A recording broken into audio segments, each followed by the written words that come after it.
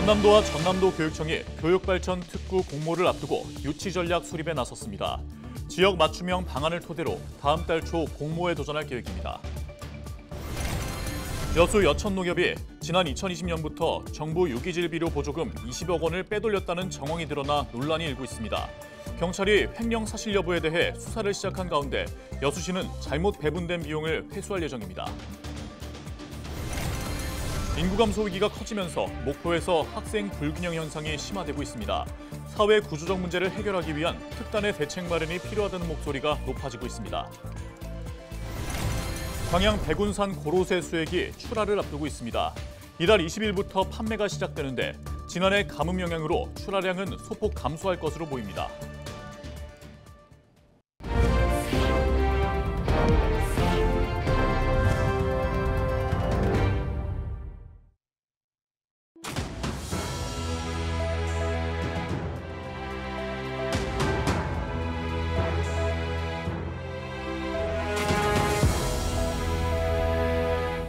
시청자 여러분 안녕하십니까? 헬로TV 전남뉴스입니다.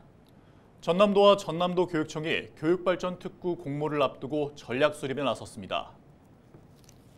두 기관은 최근 간담회를 열고 교육발전 특구 1차 공모 접수를 위한 인재 전형 확대 방안과 지역 혁신 중심 대학 지원 체계 사업, 글로컬 대학 등 세부 계획에 대한 의견을 공유했습니다.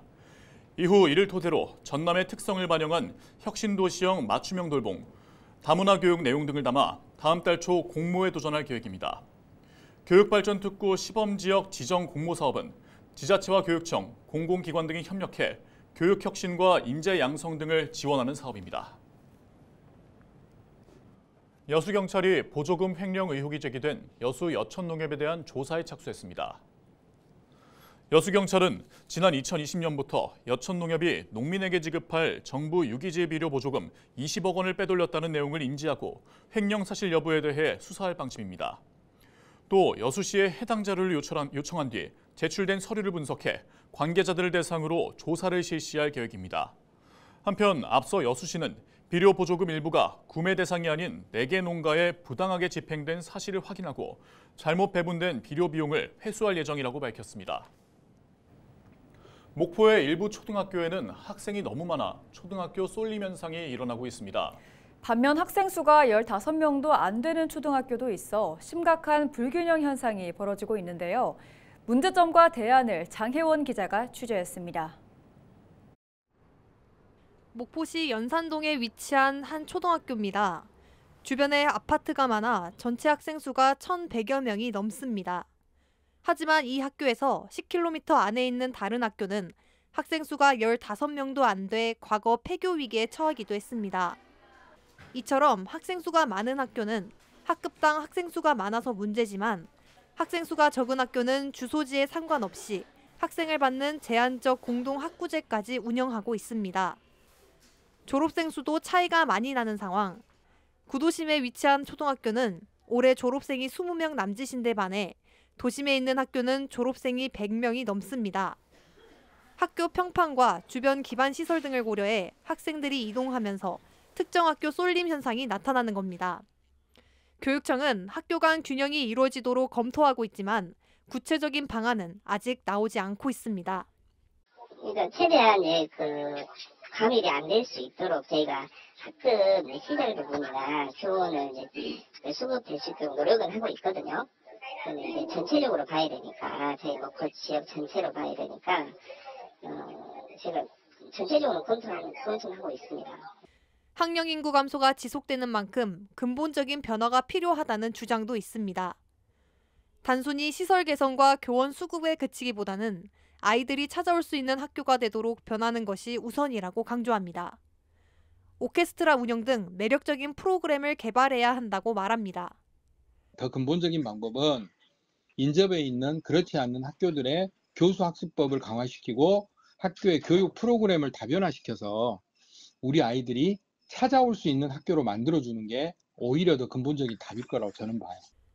인구 감소의 위기가 커지고 있는 만큼 작은 학교 살리기는 피할 수 없는 과제가 되고 있는 상황. 하지만 특정 학교의 학생 쏠림 현상도 심각해 해결책 마련이 시급해 보입니다.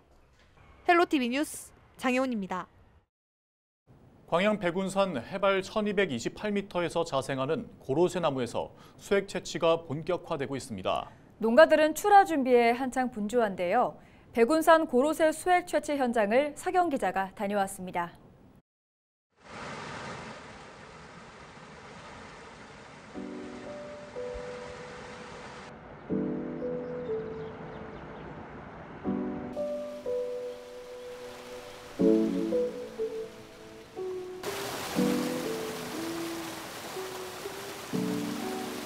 수령 100년의 고로쇠나무 7만 5천여 그루가 운집돼 있는 광양 백운산입니다.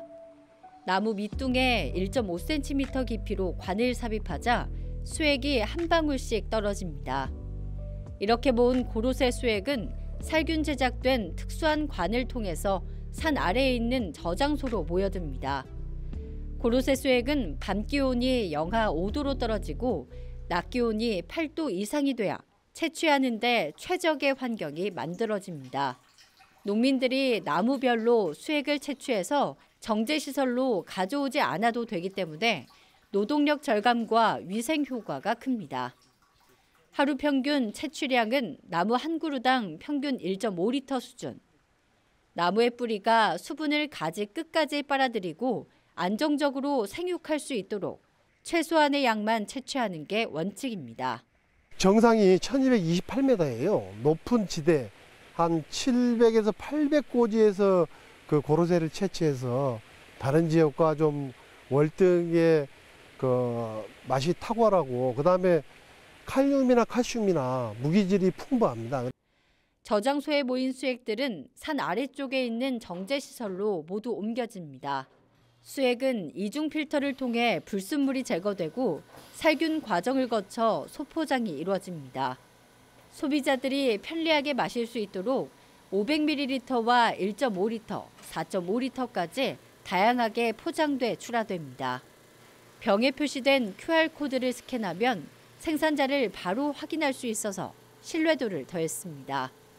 올해 광양 백운산 고로쇠 예상 출하량은 98만여 리터. 지난해 가뭄이 길어지면서 출하량이 소폭 줄어들 것으로 전망됩니다. 가격은 1.5리터 12병에 7만 원 선을 형성할 전망입니다.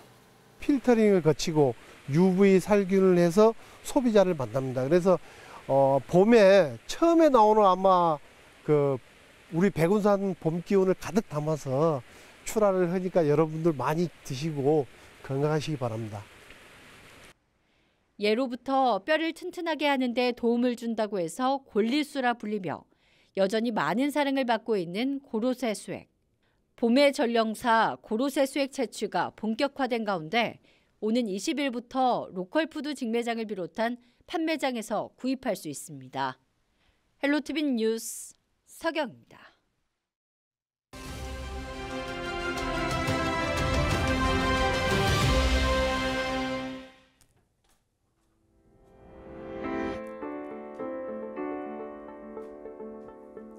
정부가 다가오는 설 연휴 물가 안정을 위해 민생 안정 대책을 내놨습니다. 정부는 840억 원의 예산을 투입해 성수품의 가격 부담을 줄이기로 했는데요. 18일부터 2월 8일까지 온 오프라인에서 16대 설 성수품을 살 경우 정부와 업체 할인까지 더해 최대 60%까지 할인을 하기로 했습니다. 일주일 단위로 1회 5만 원 이상 결제 시 1인당 최대 3만 원까지 할인받을 수 있는데요. 전통시장부터 대형마트, 온라인몰까지 사용할 수 있는 곳이 많습니다. 정부는 장애인과 기초생활수급자, 차상위 계층 등 취약계층의 전기요금 인상을 1년 더 유예하기로 했고 연매출 3천만 원 이하 영세 소상공인들에게 1인당 20만 원씩 전기요금도 지원하기로 했습니다. 3월 말부터는 제2금융권 대출을 받은 소상공인 약 40만 명에게 최대 150만 원의 이자도 환급하고 중저신용 소상공인 대환대출을 신설해 저금리 대출로 갈아탈 수 있도록 할 계획입니다. 이 밖에도 다양한 지원책들이 있는데요. 설 연휴를 앞두고 꼼꼼히 확인하셔서 고물가 부담을 조금씩 줄여보시기 바랍니다. 지금까지 데일리 브리핑이었습니다.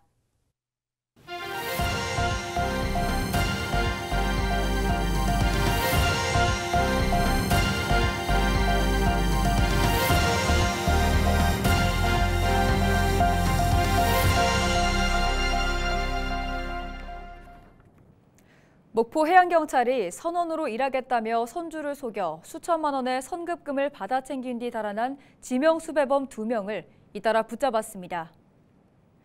해경에 검거된 지명수배범 40대 남성 A씨는 지난해 12월 선주에게 선급금 3,500만 원을 받고 도주한 혐의를 받고 있습니다. 50대 남성 C씨도 지난해 1월 비슷한 수법을 사용해 같은 혐의를 받고 있습니다. 해경은 지난해 선급금 사기에 가담한 지명수배자 10명을 검거하는 등 선주를 포함한 어선 관계자들의 각별한 주의가 필요하다고 당부했습니다.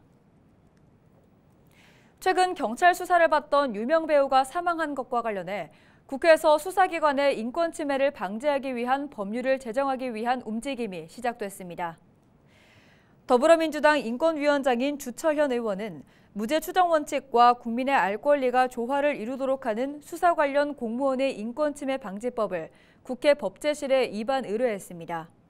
해당 법안에는 피해 사실과 관련 없더라도 피의자 관련자의 인권 침해 정보는 일절 유출되지 않도록 하고 유출될 경우 담당 수사진에 대한 직무 감찰을 의무화하는 내용이 담겼습니다. 주 의원은 국회 법제실과 세부 내용을 협의해 인권위원회와 법률위원회의 검토를 거쳐 최종 확정할 계획입니다. 전남도가 올해 장애인 2,500여 명에게 양질의 일자리를 제공합니다. 전남도 장애인 일자리 사업은 전일제 410명, 시간제 165명, 복지 일자리 1,765명, 시각장애인 안마사 파견 100명, 발달장애인 요양보호사 보조 37명 등 전체 5개 사업에 2,477명이 참여할 예정입니다. 근무 시간은 주 14시간에서 많게는 40시간으로 급여는 55만 원에서 최대 206만 원입니다. 참여 대상자는 전남에 주소를 둔 18세 이상 미취업 장애인으로 지난해 12월 공개 모집을 통해 선정했으며 이달부터 근무합니다. 2024 광양 매화축제가 오는 3월 8일부터 열흘간 열립니다. 광양시는 올해 매화축제 개최 일정을 확정하고 광양매화, K문화를 담다라는 주제 아래 차별화된 콘텐츠를 선보일 계획이라고 밝혔습니다. 매화축제는 올해부터 입장료가 유료로 전환되며 대신 전액 지역 상품권으로 환급해 지역 경제 활성화를 도모할 방침입니다. 또한 매화꽃 흩날리는 매화 팜파티, 야영장을 활용한 체류형 프로그램, 광양 매실액을 활용한 매화 하이볼 체험 등 다채로운 체험거리를 운영할 예정입니다. 전남도가 저출생 문제를 극복하기 위해 올해 28개 사업에 433억 원을 투입합니다. 전남도는 출산 친화 환경을 조성하기 위해 신혼부부 건강검진비 지원과 공공산후조리원 확대, 난임부부 시술비 지원 등 13개 사업에 125억 원을 지원한다고 밝혔습니다. 출산 가정의 자녀 양육 부담을 낮추기 위해 첫 만남 이용권을 지원하고 다둥이 가정 육아용품 구입비 지원 등 12개 사업에 306억 원을 투입할 계획이라고 설명했습니다. 또한 다자녀 행복카드 사용처를 확대하기 위해 가맹점 수수료 감면 등 3개 사업에 2억 원을 지원할 계획이라고 덧붙였습니다.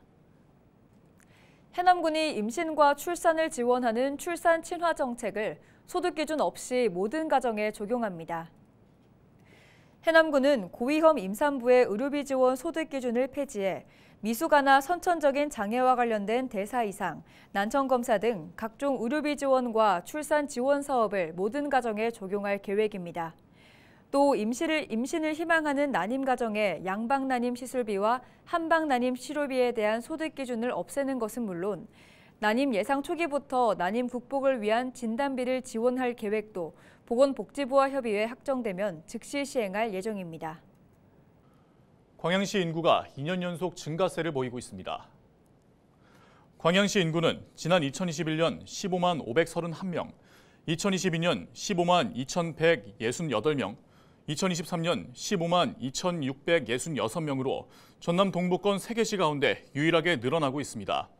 인구 증가의 요인으로는 청년 일자리 창출과 생애 주기별 맞춤형 인구 정책이 안정적으로 운영되면서 효과가 난 것으로 분석됐습니다. 이상으로 뉴스를 마칩니다. 함께해 주신 여러분 고맙습니다.